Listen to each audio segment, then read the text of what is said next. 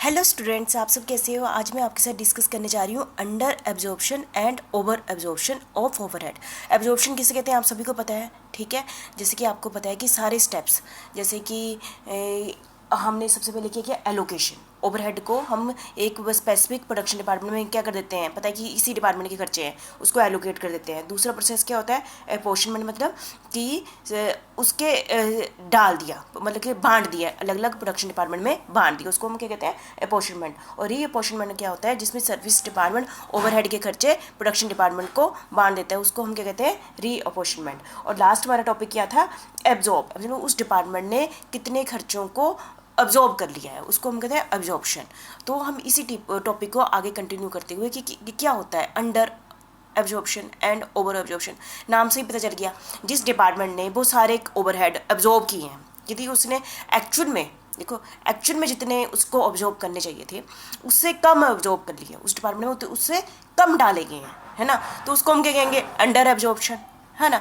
और ओवर मतलब जितना कि उस डिपार्टमेंट में एक्चुअल में डालने चाहिए थे, ऑब्जॉर्व करने चाहिए थे, उससे ज़्यादा उस पर डाल दिए, है ना। मतलब कि एक्चुअल में उसको ऑब्जॉर्व करना चाहिए थे 5 रुपये, लेकिन उसने ऑब्जॉर्व कितने कर दिए, 4 रुपये, है ना।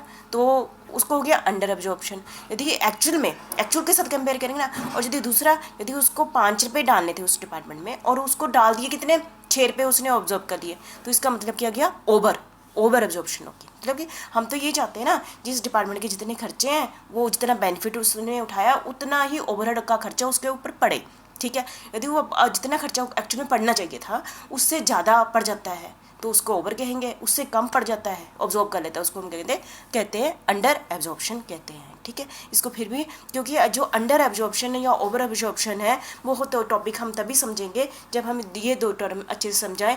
एक्चुअल ओवरहेड रेट एक्चुअल कब आएगा, आपको पता है, जब हमने उसने एक्चुअली जितना उसका उस टाइम पीरियड में, चाहे 1 महीने का या हमने एक फिक्स टाइम पीरियड का, मतलब कि उस महीने के एक्चुअल में सारे लिए हैं, ओवरहेड ले लिए हैं, ठीक है।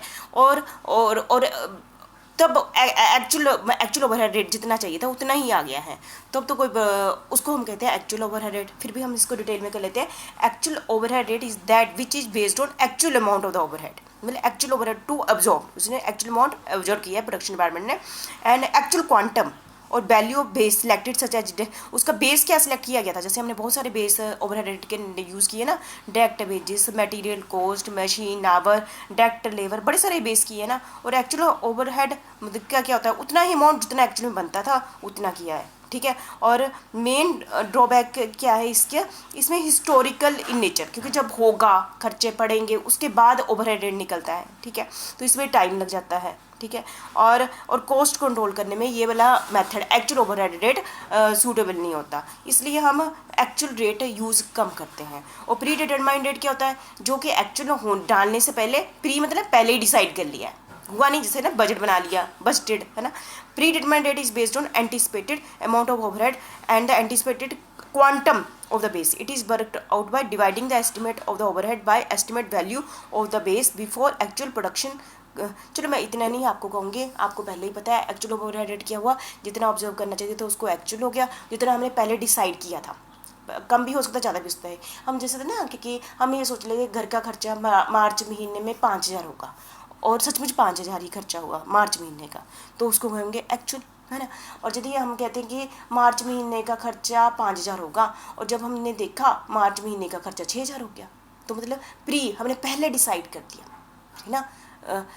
मैं फिर भी से रिपीट करना चाहूँगी, प्री मतलब पहले डिसाइड कर लिया, एक्चुअल मतलब जो उसकी हमने जो रिपोर्ट बनाई बाद में बनाई, ठीक है। बाद में मतलब जब खर्चा मार्च महीने का हो गया उसके बाद को हम कहेंगे, फिर रिपोर्ट बनाई, उसको हम कहेंगे एक्चुअल ओवरहेड रेट। यदि प्री मतलब हमने फरवरी में बना ली कि मार्च महीने का खर्चा कितना, उसको प्री कहेंगे। एक्चुअल ओवरहेड रेट बाद में निकलता है, मार्च के बाद निकलेगा, और प्री डिटरमाइंड रेट पहले निकलेगा। प्री मतलब पहले डिसाइड कर लिया, फिर इसका मतलब क्या हुआ, ये मतलब कि हुआ नहीं है, ये हमने सोचा है, ये एक्चुअल में हुआ है, ठीक है।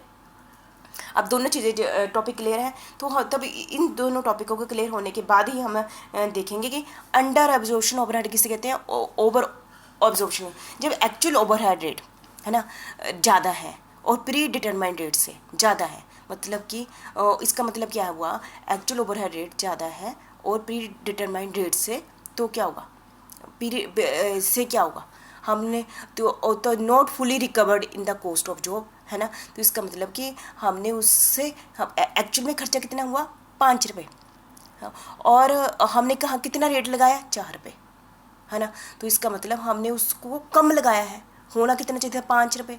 तो इसका मतलब हमने उस डिपार्टमेंट में 4 रुपये डाले हैं, एक्चुअली में डालने कितने थे 5 रुपये डालने थे, तो 1 रुपया कम डाला ना। तो जिससे कि जिसका क्या कारण हुआ, उस डिपार्टमेंट से हमने फुली रिकवर्ड नहीं की कॉस्ट जॉब और प्रोसेस में। सोच लो जैसे प्रोडक्शन डिपार्टमेंट में जो ओवरहेड डालने थे 5,000 डालने थे, लेकिन डाल कितने दिए 4,000 डाल दिए, तो उस डिपार्टमेंट का ओवरहेड कॉस्ट कितनी होगी 4,000, लेकिन डालने कितने थे 5,000। इसका मतलब कि हमने उस डिपार्टमेंट से फुली चार्ज नहीं किए हैं, इससे कंपनी को लॉस हो जाएगा ना, ठीक है। ओवर एब्जॉर्प्शन ओवरहेड ये अलग है, इसमें एक्चुअल ओवरहेड रेट कितना डालना था 5,000 डालना था, और प्री डिटरमाइंड रेट हमने कितना डिसाइड कर लिया है 6,000, और हमने डाल कितना दिया 6,000, लेकिन उस डिपार्टमेंट डालने कितने थे 5,000, 1,000 ज़्यादा डाल दिया है, जिसके कारण क्या होगी, उसकी कॉस्ट क्या हो जाएगी उस डिपार्टमेंट की बढ़ जाएगी, तो उसको कहेंगे इन्फ्लेट द कॉस्ट। यदि ओवर ऑब्जर्वेशन के केस में उस डिपार्टमेंट की जो कॉस्ट है वो बढ़ जाएगी, और यदि उस डिपार्टमेंट में हम कम खर्चा डालते हैं तो वो फुली रिकवर नहीं हो पाती है हमारी कॉस्ट। तो अब मुझे लगता है कि यहाँ से आप समझ गए होंगे अंडर ऑब्जर्वेशन किसे कहते हैं, ओवर ऑब्जर्वेशन किसे कहते हैं। और मैं साथ में आपको ये कहूँगी, क्योंकि मैं स्पीड से पढ़ा रही हूँ ना, आप थोड़ा समझने में थोड़ी देरी लग रही होगी, तो साथ में आप बुक भी रखिए, वहाँ भी आपने देख लेना, ठीक है। तो मुझे लगता है कि आपको क्लियर हो गया होगा कि ओवर ऑब्जर्वेशन किसे कहते हैं और अंडर ऑब्जर्वेशन किसे कहते हैं, ठीक है। Thank you very much.